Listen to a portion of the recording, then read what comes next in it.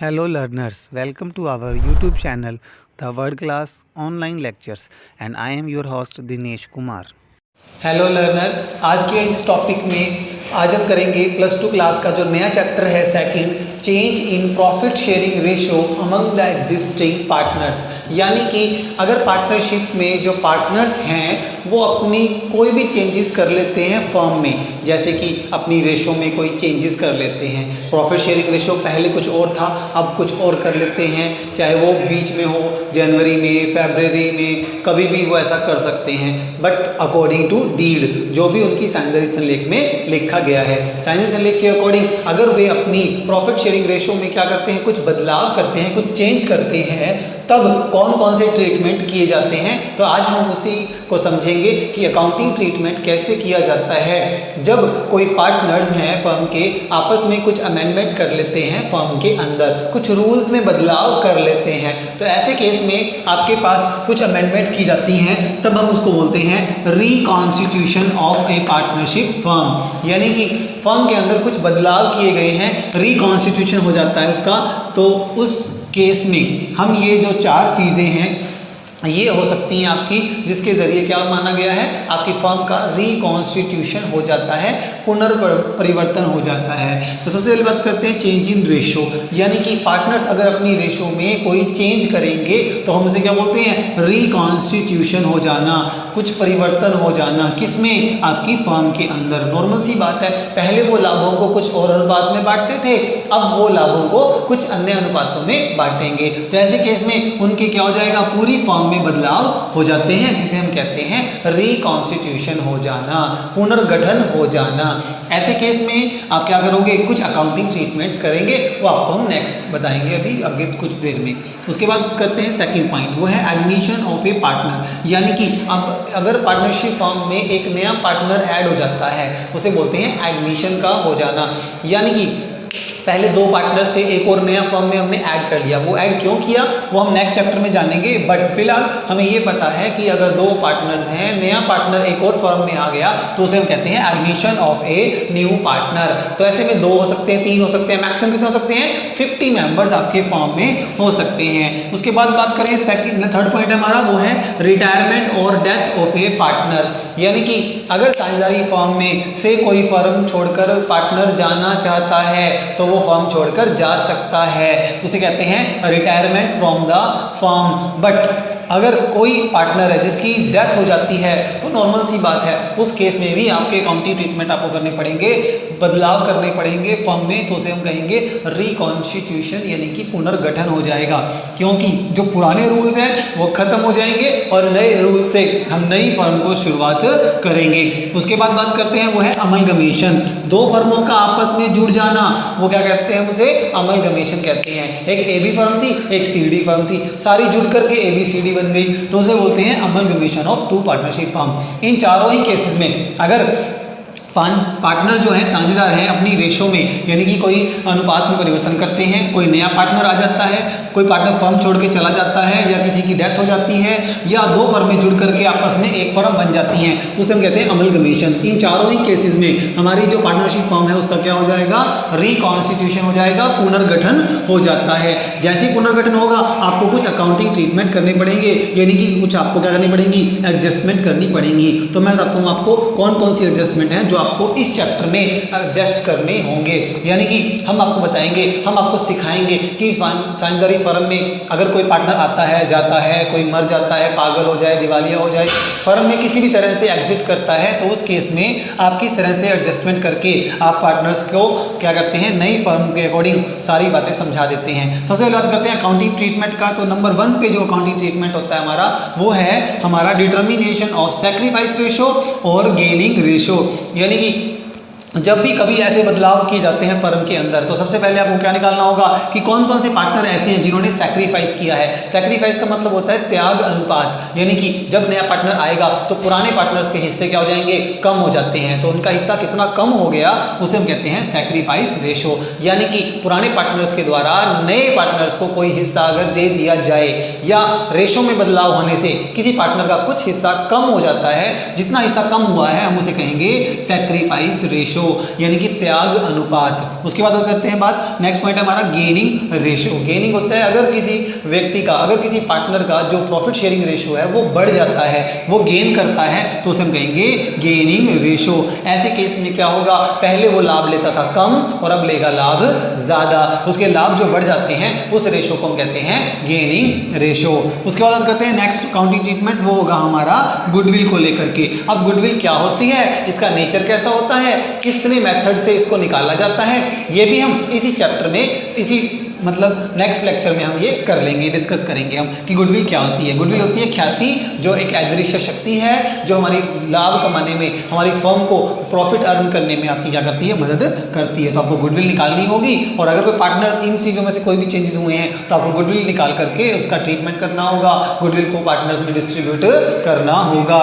तो उसके बाद बात करेंगे treatment of reserves and accumulated profit. Accumulated profit कौन से होते हैं, जो हमने आज तक इकट्ठे करके रखे हैं, जो हमने रिजर्व बनाए हैं, इन पर किसका हक है, हमारे पार्टनर्स का हक है। और अगर पार्टनर अपनी रेशो में चेंज करते हैं या कोई नया पार्टनर आ जाता है, तब वो क्या करेंगे, सबसे पहले अपने जो पुराने रिजर्व हैं, पुराने जो प्रॉफिट पड़े हुए हैं, उनको वो क्या करेंगे, एडजस्ट करेंगे। अब वो एडजस्ट कैसे करते हैं, ये सब चीजें कहाँ लिखी होती हैं, हमारी पार्टनरशिप डीड यानी कि साझेदारी संलेख में लिखा जाता है कि रिजर्व्स और प्रॉफिट्स को कैसे बांटा जाए। अगर वो बांटना चाहते हैं तो पुरानी चीज पुराने पार्टनर में, पुरानी रेशो में बांट दी जाती है, और अगर वो इसको बांटना नहीं चाहते हैं तब वो इसे एडजस्ट करेंगे, और एडजस्ट करने के लिए हमें निकालनी होगी सैक्रिफाइस रेशो और गेनिंग रेशो। इसके बारे में हम आगे अच्छे से डिस्कस करेंगे, एक्सप्लेन करेंगे। नेक्स्ट जो पॉइंट है हमारा वो है revaluation of assets and liabilities, यानी कि जब कोई नया पार्टनर आता है या उनकी फर्म की रेशो में कोई परिवर्तन हो जाता है, तब हम अपनी सभी संपत्तियों व दायित्वों के मूल्यों में क्या होने वाला है, वहां पर परिवर्तन होने वाला है, तो उन परिवर्तन को नोट करेंगे। यानी कि हमारी उस टाइम पर अगर कोई नया पार्टनर आया है फर्म में या कोई फर्म छोड़कर जा रहा है, उस टाइम तक का जितना भी लाभ होगा हम वो निकालेंगे। एसेट्स और लायबिलिटी में जो बदलाव हुए हैं उन्हें पता करेंगे, और उससे रिलेटेड कोई प्रॉफिट हुआ या लॉस हुआ वो भी पार्टनर्स में डिस्ट्रीब्यूट किया जाएगा, जिसे हम कहेंगे revaluation of assets and liability, जिसके लिए हम एक अकाउंट बनाएंगे जिसका नाम है रीवैल्यूएशन अकाउंट। हमारा ये खाता बनेगा जिसमें हम बताएंगे एसेट्स और लायबिलिटीज के वैल्यू में जो चेंजेस होते हैं उसको इसमें शो किया जाता है। उसके बाद आता है हमारा एडजस्टमेंट ऑफ कैपिटल, यानी कि नए पार्टनर के आने के बाद या कोई पार्टनर फर्म छोड़ के चला गया है, उसके बाद जो पार्टनर्स हैं वो अपनी कैपिटल में क्या कर सकते हैं, चेंजेस कर सकते हैं। मैंने आपको बता चुके हैं पहले भी कि पार्टनर्स आप खुद चाहें तो वे अपनी कैपिटल में कभी भी बदलाव कर सकते हैं, कितना भी चेंज वो कर सकते हैं। तो इस तरह से हमारे ये 5 जो ट्रीटमेंट रहेंगे हमारे, सबसे पहले सैक्रिफाइस और गेनिंग रेशो को निकालना। अगर ये 4 काम होते हैं तो फिर रेशो में चेंज होता है, नया पार्टनर आता है, फर्म छोड़ के कोई चला गया, डेथ हो गई, या कोई अमलगमेशन होता है, 2 फर्मों का आपस में जुड़ जाना। इन चारों ही केसेस में आपको ये 5 अकाउंटिंग ट्रीटमेंट करने पड़ेंगे। पहला सैक्रिफाइस और गेनिंग रेशो निकालनी पड़ेगी, फिर हम गुडविल का ट्रीटमेंट करेंगे, गुडविल लेन देन का काम होगा वो हम करेंगे। उसके बाद जो पुराने रिजर्व हैं, प्रॉफिट्स हैं, उनको बांटना चाहते हैं तो बांट देंगे, बांटना नहीं चाहते हैं तो उसे हम एडजस्ट कर देंगे।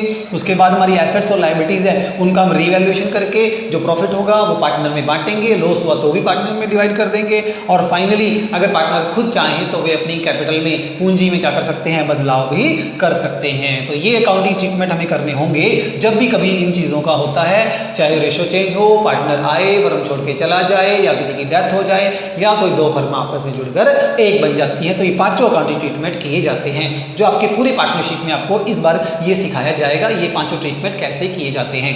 जिसमें से पहला टॉपिक आज हम डिस्कस करने वाले हैं। आज हम प्रैक्टिकल क्वेश्चन करेंगे कि सैक्रिफाइस और गेनिंग रेशो किस प्रकार निकाली जाती है अकॉर्डिंग टू रूल्स। यानी कि सबसे पहले हम आज करने वाले हैं, अगर रेशो में कोई परिवर्तन होता है तो किस तरह से अकाउंटिंग ट्रीटमेंट किया जाता है। तो आइए, हमारे पास कुछ एग्जाम्पल मैंने आपके लिए बना रखे हैं। पहले बात करते हैं सैक्रिफाइस रेशो और गेनिंग रेशो के फॉर्मूला की। तो बात करते हैं सैक्रिफाइस रेशो यानी कि त्याग अनुपात। इसका फॉर्मूला है old ratio minus new ratio, यानी कि पार्टनर की पहले रेशो क्या थी प्रॉफिट बांटने की, और अब उन्होंने रेशो में जो बदलाव कर लिया है वो रेशो अब क्या है। और गेनिंग रेशो अगर फॉर्मूला निकाला जाए तो उसका फॉर्मूला होता है new ratio minus old ratio, यानी कि जो अब नया अनुपात है, जो अब उन्होंने रेशो नया रखा है वो, और जो पुराना था, उन दोनों का जो डिफरेंस निकलेगा वो हमारा गेनिंग और सैक्रिफाइस निकलता है। यानी कि अब हम इसको एग्जाम्पल से समझने वाले हैं किस तरह से हम निकालते हैं सैक्रिफाइस और गेनिंग रेशो। बात करें तो हम लेते हैं इलिस्ट्रेशन नंबर 1। हम मान लेते हैं कि हमारे 2 पार्टनर्स पार्टनर्स हैं, एक है x और दूसरा है y। उन्होंने क्या किया, अपनी रेशो में चेंज कर लिया है। मान लो उन्होंने चेंज किया है जुलाई में, ठीक है, तो हम क्या करने वाले हैं, जुलाई से क्या हो जाएगा, उनके प्रॉफिट बांटने का जो तरीका है वो क्या हो जाएगा, बदल जाएगा। पहले वो लाभ हानि को 2:1 में बांटा करते थे, बट अब वो लाभ को कैसे बांटेंगे, इक्वली डिस्ट्रीब्यूट करेंगे, यानी कि 1:1 में वो उसको क्या करेंगे, डिवाइड करेंगे, डिस्ट्रीब्यूट करेंगे। तो अब आपको ये बताना है किसका जो लाभ अनुपात है वो बढ़ा है और किसका कम हो गया है। आप यहां देखकर अंदाजा नहीं लगा सकते रेशो को कि किसने सैक्रिफाइस किया है, किसने गेन किया है। तो आइए हम डिस्कस करते हैं किस तरह से निकाला जाता है। इन दोनों में से कोई भी एक आप फॉर्मूला ले सकते हैं। आप इसमें लेंगे सैक्रिफाइस रेशो का फॉर्मूला, तो मैं इसे लिख रहा हूं SR यानी कि सैक्रिफाइस रेशो, जिसका फॉर्मूला क्या होता है, old ratio minus new ratio.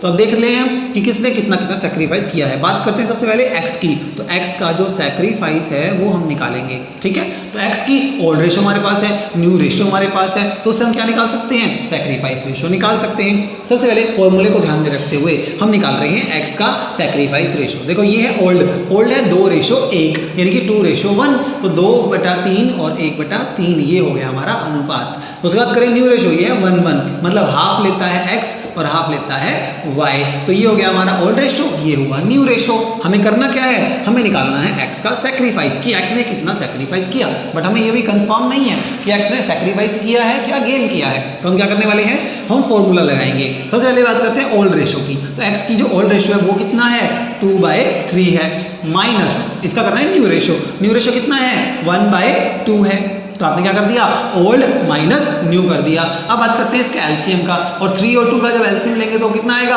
6 आ जाता है। तो 2 2 is 4 एंड 3 1 is 3, तो आ गया 1/6। तो आंसर क्या है आपका, पॉजिटिव। जब आंसर पॉजिटिव आता है तो हमने क्या निकालना था, सैक्रिफाइस रेशो वाला फॉर्मूला यूज किया था। अब आप याद रखना, अगर आपका आंसर पॉजिटिव आता है, जो फॉर्मूला आपने यूज किया है वही वो चीज करेगा, यानी कि सैक्रिफाइस वाला फॉर्मूला यूज किया है तो आपका जो पॉजिटिव आंसर है तो क्या हो गया, सैक्रिफाइस इसने किया है 1/6। अब बात करते हैं y की, कि y ने कितना सैक्रिफाइस किया है। y का जो ओल्ड था वो कितना था, 1/3 था, माइनस इसका जो न्यू है वो कितना है, 1/2 है। तो आपने फॉर्मूला क्या लगाया, old ratio minus new ratio. Old है 1/3 और न्यू है 1/2, तो एलसीएम लेंगे इसका भी कितना आएगा, 6, तो 2 1 2 एंड 3 1 3। यहाँ पर माइनस के 1/6 आया है। अब देखा मैंने आपको बोला था, अगर आपका आंसर माइनस में आ रहा है इट मीन्स उसका रेशो पहले कम था और अब क्या हो गया, ज्यादा हो गया है, तो ऐसे में आंसर माइनस में आएगा। बट आपको माइनस लगाने की कोई जरूरत नहीं है, आंसर तो माइनस में आया है, बट जो बनेगा वो क्या हो जाएगा, गेन बन जाएगा। तो आपको अगर गेन लगा दिया तो माइनस का साइन लगाने की जरूरत नहीं होगी। तो हमें क्लियर हो गया कि x जो पर्सन है उसने क्या किया, अपना हिस्सा सैक्रिफाइस किया है 1/6, और y ने क्या किया है, गेन किया है 1/6। यानी कि जब रेशो में चेंज हुआ, जब रेशो में बदलाव हुआ, तब x का हिस्सा हो गया कम और y का हिस्सा हो गया ज्यादा। कितना हिस्सा हुआ, 1/6, इसका भी कितना हो गया, 1/6, यानी कि 1/6 पार्ट x ने किसको दे दिया, y को दे दिया, तभी तो y का हिस्सा ज्यादा हो गया और x का हिस्सा कम हो गया। मेरे ख्याल से आपको क्लियर हो गया होगा कि सैक्रिफाइस का मतलब होता है वो हिस्सा जो एक पार्टनर अपने हिस्से में से निकाल कर दूसरे को दे देता है, तो उसे बोलते हैं सैक्रिफाइस यानी कि त्याग अनुपात। बिल्कुल आसान तरीका है, आपको ओल्ड माइनस न्यू करना है। चलो एक एग्जांपल और ले लेते हैं। मान लीजिए यहाँ तो 2 पार्टनर थे, अगर 3 पार्टनर होते तो क्या करते हम, तो इस तरह से हमारी ये रेशो कैसे निकलती है। तो यहाँ पे हम करते हैं क्या, पहले देखिए आपके 3 पार्टनर्स हैं, एक है A, एक है B और नेक्स्ट है C। जो उनका पुराना रेशो है 3 2 1, 3 2 5 और 1 6, तो ये 3/6, ये होगा 2/6 और ये होगा 1/6। बात करते हैं न्यू रेशो की। अगर नई रेशो कितनी होगी इनकी, 2 2 1, 2 2 4 और 1 5, तो 2/5, 2/5 और ये भी 1/5। तो इस तरह से ये हुआ ओल्ड और ये हुआ न्यू रेशो। अब हमें क्या यूज करना है, सैक्रिफाइस रेशो का फॉर्मूला, जो क्या कहता है, old ratio minus new ratio. पहले बात करते हैं ए की, तो लिखेंगे यहाँ ए का सैक्रिफाइस रेशो कैसे निकलता है। हाँ जी, ओल्ड रेशो कितना था उसका, 3/6 माइनस 2/5, एलसीएम लीजिए, 6 और 5 का एलसीएम कितना आएगा, 30, तो 6 5 is 30, 5 3 is 15 माइनस 6 2 is 12, 3/30। तो ये क्या हो रहा है, हमारा सैक्रिफाइस हो रहा है, प्लस में आंसर आ रहा है तो क्या कहलाएगा, सैक्रिफाइस। बात करते हैं बी की, बी ने कैसे निकाला है। हाँ जी, बी ने सैक्रिफाइस किया, वो कैसे निकलेगा, बी का ओल्ड कितना है 2/6 माइनस इसका जो न्यू है वो कितना है 2/5, एलसीएम वही 30, 10 - 12 2/30, क्योंकि माइनस में आ रहा है तो हम यहाँ क्या लिखेंगे, गेन लिखेंगे। अगर प्लस में आता है तो सैक्रिफाइस, माइनस में आता है तो गेन लिखते हैं। अब बात करते हैं सी की, कि सी ने कितना सैक्रिफाइस किया है। सी का ऑड कितना है 1/6 माइनस न्यू कितना है 1/5, एलसीएम लेंगे 30, 5 - 6 1/30, ये भी क्या आ रहा है माइनस में, तो ये भी क्या कहलाएगा, गेन कहलाएगा। तो आप देख रहे हो यहाँ ए ने सैक्रिफाइस कर दिया 330 और 3/30 को किसने ले लिया, आपने बी ने ले लिया 2/30 और सी ने ले लिया हमारा 1/30। तो यानी कि ए का हिस्सा कम हो गया, बी और सी का हिस्सा ज्यादा हो गया अगर उसने क्या किया, अपनी रेशो में बदलाव कर लिया। तो इस प्रकार हम क्या निकालते हैं, अपनी सैक्रिफाइस रेशो और गेनिंग रेशो निकाल सकते हैं, जिसके जरिए हमें यह पता चल जाता है कि जो रेशो है, जो अनुपात है, उसमें अगर हमने बदलाव किया तो किसका हिस्सा जो है वो ज्यादा हो गया और किस पार्टनर का हिस्सा क्या हो गया, कम हो गया। तो ऐसे में हम निकालते हैं सैक्रिफाइस रेशो। फॉर्मूला एक बार मैं रिपीट कर देता हूं। सैक्रिफाइस रेशो का फॉर्मूला होता है old ratio minus new ratio, और गेनिंग रेशो का फॉर्मूला होता है new ratio minus old ratio. अब कोई भी एक फॉर्मूला आप यूज कर सकते हो, सैक्रिफाइस वाला निकाल लीजिए या आप गेनिंग वाला फॉर्मूला लगा सकते हो। अभी देखो आपने फर्स्ट जो इलिस्ट्रेशन थी, यहाँ पे हमने सैक्रिफाइस रेशो का फॉर्मूला यूज किया था, जिसमें ओल्ड माइनस न्यू करके आपने क्या निकाला था, ये इस तरह से रेशो निकाली थी। बट अगर किसी बच्चे के मन में कंफ्यूजन है कि हमने सैक्रिफाइस वाला फॉर्मूला ही क्यों लगाया, तो हम गेनिंग वाला भी यूज कर सकते हैं। तो इसका अल्टरनेटिव हो गया, इसका एक ऑप्शन और भी हमारे पास, हम गेनिंग वाला फॉर्मूला भी यूज कर सकते हैं। इसका फॉर्मूला क्या कहलाता है हमारा, ये होगा new minus old ratio, new ratio minus old ratio. ऐसे केस में हम निकालते हैं पहले एक्स का, कि एक्स का जो गेन है वो कितना किया, ठीक है। तो एक्स का फॉर्मूला यहाँ पर ये रहा हमारे पास, न्यू कितना था 1/2 माइनस ओल्ड कितना था 2/3, एलसीएम लीजिए 6, 3 - 2 क्या गया ये 1/6। अब देखो यहाँ पे क्या हुआ, 3 और -2 जब 4 होगा, सॉरी यहाँ पे, और आपका आंसर क्या आएगा, फिर से माइनस में आएगा। माइनस में हो गया तो क्या करेगा ये, सैक्रिफाइस। मैंने बोला था जो फॉर्मूला आप यूज करते हो, अगर प्लस आया तो वही आंसर आएगा, अगर माइनस आया तो इसका रिवर्स, यानी कि जो गेन है अभी माइनस में आ रहा है तो ये क्या हो गया, सैक्रिफाइस हो गया। बात करें अगर वाई की, कि वाई का गेन कितना है, तो वहां पर कितना था 1/2 माइनस कितना है 1/3, एलसीएम आएगा 6, 3 - 2 1/6। अभी पॉजिटिव आ रहा है तो ये क्या हो जाएगा, गेन हो जाएगा। बिल्कुल सेम पोर्शन आ रहा है, आप कोई भी फॉर्मूला यूज कर सकते हो, सैक्रिफाइस वाला भी और गेनिंग वाला भी, आपका आंसर जो होगा वो क्या होगा, बिल्कुल सेम होगा। बट आपको फॉर्मूला याद होना चाहिए, sacrifice ratio is equal to old ratio minus new ratio, gaining ratio is equal to new ratio minus old ratio. तो ये आपका पहला रहा अकाउंटिंग ट्रीटमेंट, जिसमें आपको क्या निकालनी होगी, ये रेशो कैलकुलेट करनी होती है, जिसमें सैक्रिफाइस और गेनिंग रेशो आती है। इस प्रकार हम 1 बाय 1 हर लेक्चर में जानेंगे कि कैसे ये अकाउंटिंग ट्रीटमेंट किया जाता है जब